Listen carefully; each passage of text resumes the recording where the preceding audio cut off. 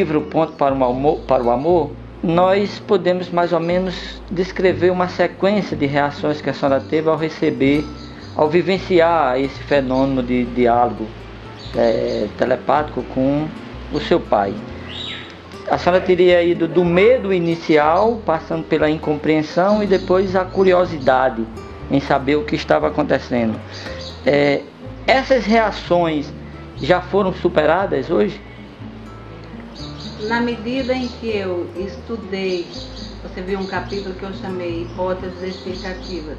Então eu vi o que a igreja fala sobre isso, autores da igreja, desde Santo Tomás de Aquino até nos dias de hoje, o que a filosofia diz e o que a ciência diz. Então eu entendi, e quando a gente entende, não se coloca mais o problema de acreditar ou não. A gente sabe que aquilo existe e como se classifica. Foi esse o processo que aconteceu comigo. Quer dizer, inicialmente eu não sabia o que era, fiquei com medo mesmo. E ficava assim, acho que eu estou ficando louca. Que judiação, porque quando eu tive o câncer eu podia fazer alguma coisa para ajudar. Ficando louca não tem jeito, né? E aí fui passando por esses estágios até que, estudando, eu vi que telepatia, que é muito normal, só que eu mesmo não acreditava nisso. E você viu que eu falei mesmo com o papai, né? Escuta, papai, as pessoas não vão acreditar. Se que está acontecendo comigo, eu não estou acreditando, como que os outros vão acreditar? Foi aí que ele falou, o seu papel não é procurar compreender e fazer os outros acreditar. Seu papel é só transmitir. São 14 anos dessa experiência até o lançamento do livro agora.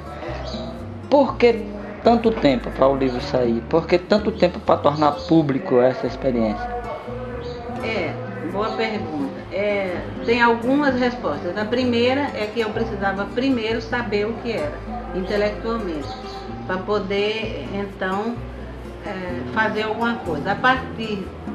E para isso eu fui fazer, você viu, o curso de psicologia transpessoal e várias coisas nessa linha.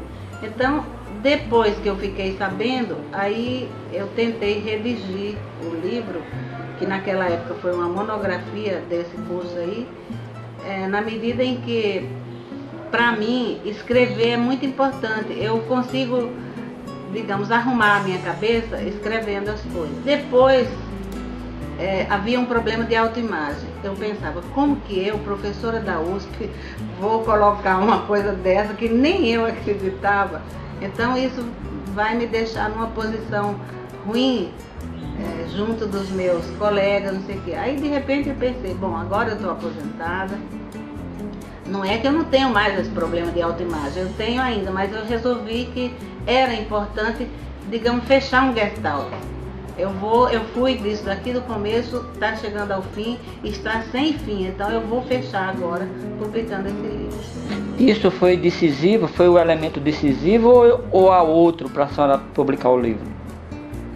Não, o elemento decisivo para mim, enquanto pessoa, foi fechar essa etapa, essa fase, esse gestalt.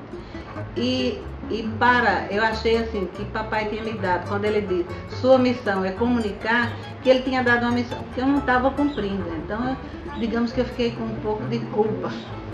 E aí eu quis encerrar essa fase publicando. Tanto que eu vim para cá e não publiquei lá, né? Vou ainda levar lá.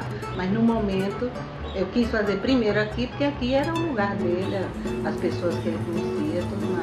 Lendo o texto, nós notamos uma preocupação, ou um cuidado, um cuidado que a senhora tem em não tentar parecer que está objetivando convencer as pessoas da veracidade do fato, mas apenas realmente de transcrever isso. A senhora, apesar do estudo científico, da pesquisa científica que a senhora fez, esse cuidado tem alguma relação com algum tipo de receio que a senhora ainda tenha das reações que possam vir da leitura do livro ou da revelação dessa experiência, sendo a senhora quem é? A senhora já disse que era uma professora universitária e tal, já superou, a senhora pessoalmente superou isso, mas em relação a quem foi o professor Otto de Brito Guerra?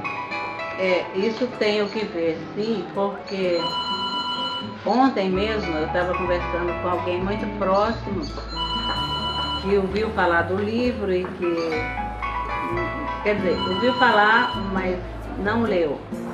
E também muitas pessoas leem o livro, mas pulam aquele capítulo onde eu falo a teoria que mostra o que é o fenômeno. E ontem eu disse, mas isso é um livro espírita. Quer dizer, não é um livro espírita. A conversa com o papai, a transmissão telepática, era enquanto ele ainda não tinha morrido. Ele estava em coma, mas ele estava vivo.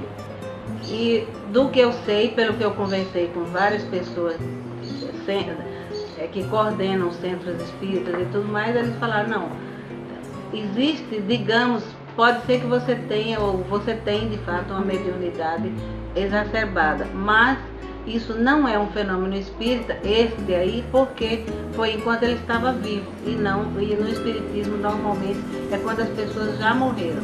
Então é diferente o que é a comunicação espírita e o que é a comunicação telepática.